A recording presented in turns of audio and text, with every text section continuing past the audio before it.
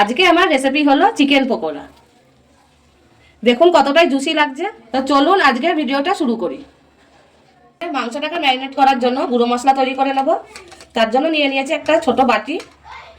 এর মধ্যে দিয়ে দেবো 1 চামচ কসুরি মেথি, 1 চামচ কাশ্মীরি লঙ্কার গুঁড়ো, 1 চামচ হলুদ, চিলি ফ্লেক্স দিয়ে দেবো 1 চামচ, অরিগানো দিয়ে দেবো 1 চামচ, আর লবণ দিয়ে দেবো 1 চামচ। দিয়ে এটাকে মিশিয়ে নেব।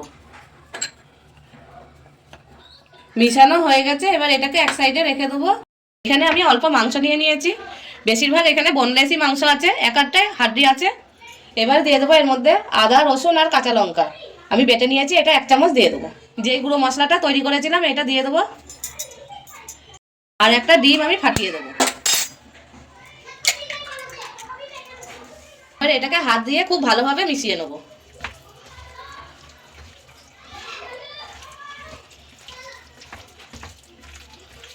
কেন হয়ে গেছে, এবার 10 মিনিট মতন আমি এমনিই রেখে দেবো। 10 মিনিট হয়ে গেছে।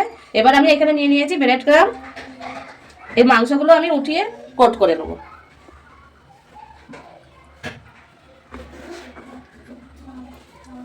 এরকম করেই আমি কোট করে আমি আপনাদেরকে দেখাচ্ছি। আমি সবকটাই ব্রেড ক্রামে কোট করে নিয়েছি। এবার আমি গরম তেলে ভেজে নেবো। এতে যদি অল্প মাংস থাকে তাহলে ঝটপট তৈরি করে এটা খেতে পারেন। অল্প মাংসতে এটা অনেকগুলোই তৈরি হয়ে যায়, আর কোনোই ঝামেলা নেই এটা তৈরি করার। এটাকে উল্টিয়ে পাল্টিয়ে গোল্ডেন ব্রাউন করে ভেজে নিতে হবে। অনেকটাই ভাজা হয়ে গেছে, এটা একদম মিডিয়াম গ্যাসেই ভেজে নিতে হবে। চিকেন পকোড়াগুলো পুরোই তৈরি হয়ে গেছে, এবার নামিয়ে নেব।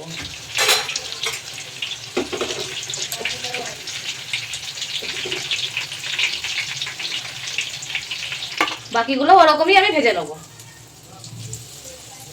এখানে আমি সবকটাই ভেজে নিয়েছি।